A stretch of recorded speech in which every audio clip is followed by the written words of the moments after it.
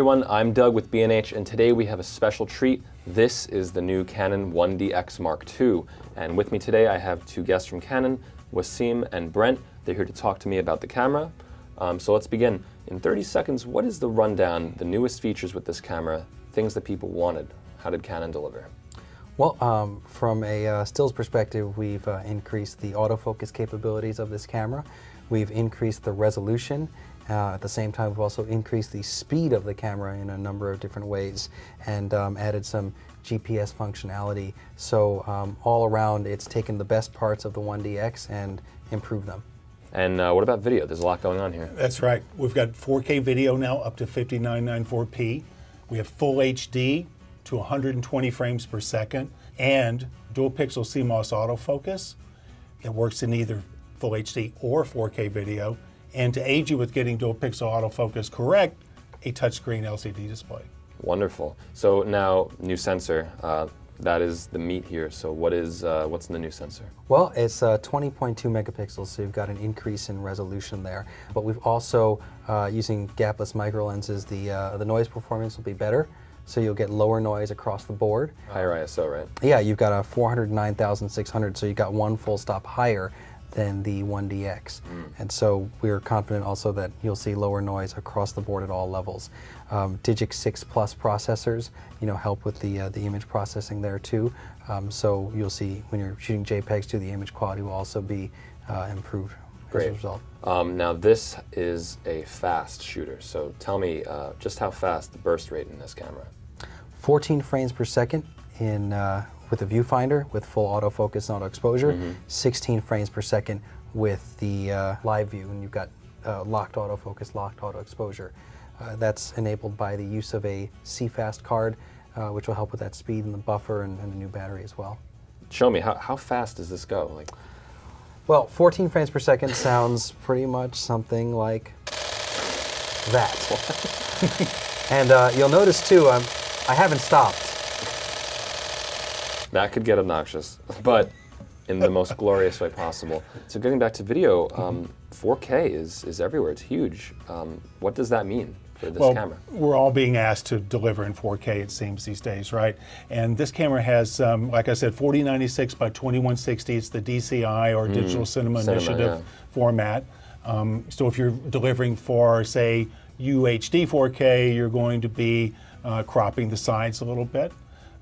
It also has the 4K frame grabs, so in playback, in camera, while you're playing the clip, you can scroll through it a frame at a time, save that particular frame directly to the card. And that's how many megapixels is that? That's an 8.8 megapixel, but it's still a full 4096 by 2160 JPEG.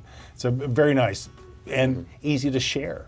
How is the video recorded for this? Okay, so in 4K, you're recording motion JPEG, which is essentially making an individual JPEG for each frame of video, right?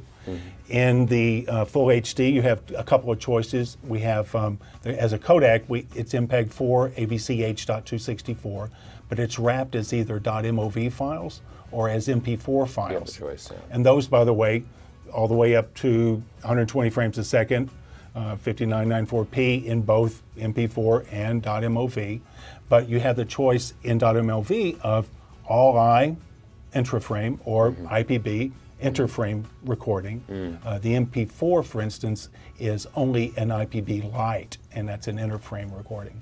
Good, very good.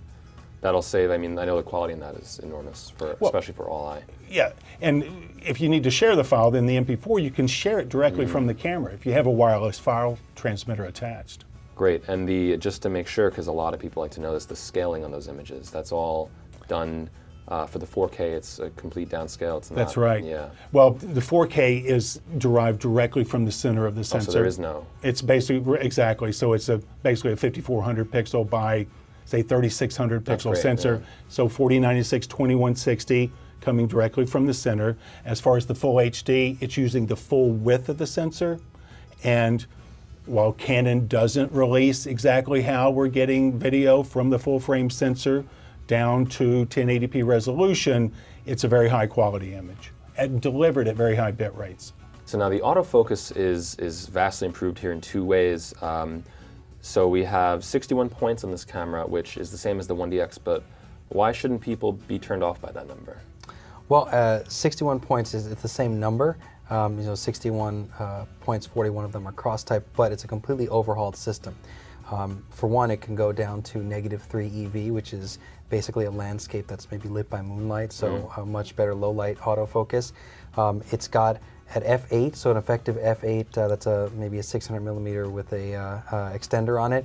You can get all 61 points are now autofocusing versus just the center on the 1DX. You've got illuminated red autofocus points, which is something our users were asking for so they could see the points better in the dark. And you've got a new wider spread of points across the frame and large zone AF carried over from the 7D Mark II. And finally, the last improvement there is the new metering sensor, 360,000 pixel RGB plus IR metering, enables better tracking autofocus, can actually track faces with the viewfinder autofocus. Okay, so now we also have with this camera Dual Pixel AF, which has been in some Canon DSLRs for a while now, but this is the first full frame. What else is new about the Dual Pixel AF in this camera?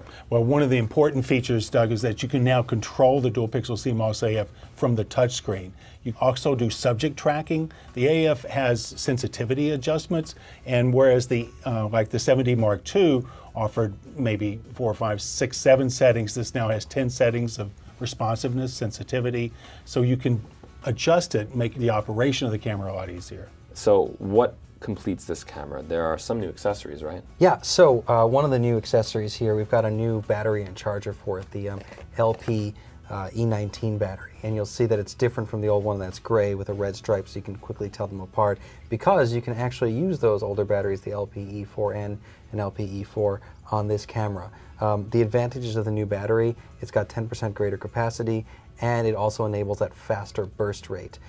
So instead of, if you use the older battery, you'll get 2 frames per second less than what the camera's rated at with the new battery. But it's excellent that you have that compatibility still. Yeah, so for people who've got hordes of the old battery, they can still use it in this camera. And shipping at the same time will also be a new wireless file transmitter. And this new wireless file transmitter, the WFT-E8, will enable it to not only have faster transfer rates, 430 megabits per second, but you can enable functionality of getting control of the camera through your browser, but you can also get, and this is very exciting for anybody who's used any of our cameras with a smartphone, that new WFT will enable a connection to our Camera Connect app on the smartphone. But on that subject of burst rate too, the reason we went with CFast in this camera, we have a CFast slot and a CF slot, so you can use both.